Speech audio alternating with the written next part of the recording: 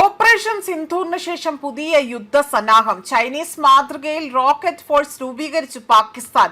ഇന്ത്യയും നിർണായക നീക്കത്തിലേക്ക് കടന്നിരിക്കുകയാണ്. Operation Sindoor India Pakistan സൈനിക ബന്ധത്തിൽ പുതിയ അധ്യായത്തിന് തുടക്കമിട്ടിരിക്കുകയാണ്. കഴിഞ്ഞ വർഷം 88 മണിക്കൂർ നീണ്ടുനിന്ന സൈനിക സംഘർഷത്തിന് ശേഷം അതിർത്തിയിലെ യുദ്ധതന്ത്രങ്ങൾ ഇരു രാജ്യങ്ങളും പൂർണ്ണമായും മാറ്റിമറിക്കുകയാണ്.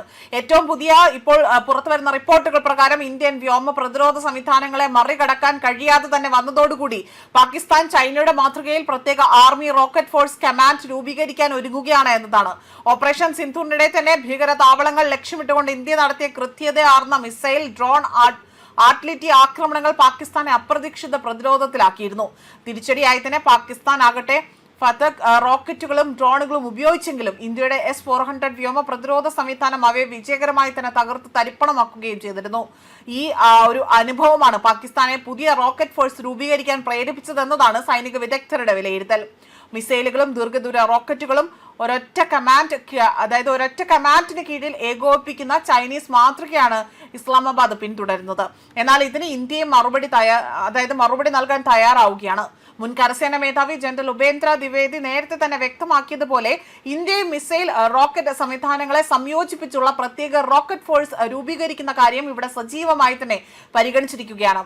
ഭാവിയിലെ യുദ്ധങ്ങൾ പരമ്പരാഗത ഏറ്റുമുട്ടലുകളല്ല, മറിച്ച് ദീർഘദൂര മിസൈൽ ആക്രമണങ്ങളും ഡ്രോൺ സാങ്കേതിക വിദ്യയും സൈബർ യുദ്ധവുമാണ് നിർണയിക്കുന്നതെന്ന തിരിച്ചറിവാണ് ഈ നീക്കത്തിന് പിന്നിലെന്നതാണ് സൂചന. സൈനിക വിശകലന വിദഗ്ധർ പറയുന്നത് ദക്ഷിണേഷ്യയിലെ ആയുധ മത്സരം ഇനി പുതിയ ഘട്ടത്തിലേക്കാണ് കടക്കുന്നത് എന്നതാണ്. ഇന്ത്യയും പാകിസ്ഥാനും മിസൈൽ ശക്തി വർദ്ധിപ്പിക്കുന്നതിനോടൊപ്പം തന്നെ ചൈനയുടെ സൈനിക സ്വാധീനവും മേഖലയിലെ സുരക്ഷാ സാഹചര്യവും കൂടുതൽ സങ്കീർണമാക്കാനുള്ള സ്വാധീനം ഇവിടെ അല്ലെങ്കിൽ അതുമായി ബന്ധപ്പെട്ടൊരു സാധ്യതയും ഇവിടെ ചർച്ചയാവുകയാണ്.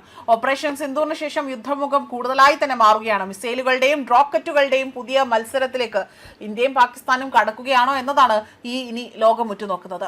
അതേസമയം ഇന്ത്യയുടെ പ്രത്യാക്രമണത്തിൽ പാകിസ്ഥാന്റെ വ്യോമ പ്രതിരോധ റഡാറുകൾ തകരുകയും അവരുടെ തന്ത്രപ്രധാനമായ 11 എയർബേസുകൾ കനത്ത പ്രഹരമേൽക്കുകയും ചെയ്തിട്ടുണ്ട്. ഇതോടെയാണ് പാകിസ്ഥാൻ ഇവിടെ സമാധാന ചർച്ചകൾക്ക് നിർബന്ധിതരായത്. ഇന്ത്യയുമായുള്ള യുദ്ധത്തിൽ തങ്ങളുടെ ആണവായുധ ഭീഷണികൾ ഫലപ്രദമാകില്ല എന്നും പരമ്പരാഗത യുദ്ധമുറകളിൽ മാറ്റം വരുത്തുമെന്നും പാകിസ്ഥാൻ അവിടെ അന്ന് മനസ്സിലായിരുന്നു.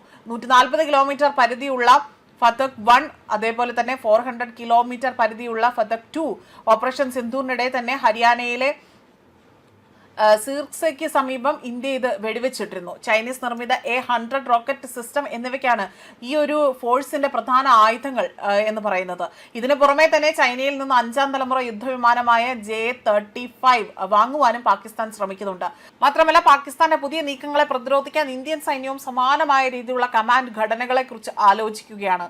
അതിനുള്ളിലായി തന്നെ പിനാക്ക, അതേപോലെ തന്നെ സ്മർച്ച്, ബ്രഹ്മോസ് തുടങ്ങിയ എല്ലാ മിസൈലുകൾ, അതുപോലെ തന്നെ റഷ്യൻ നിർമ്മിത റോക്കറ്റുകൾ, മറ്റ് multi barrel rocket launcher system, ഇതെല്ലാം തന്നെ ഇതിൽ ഉൾപ്പെടുന്നുണ്ട്. ന്യൂസ് ഡെസ്ക് കർമ്മ ന്യൂസ്.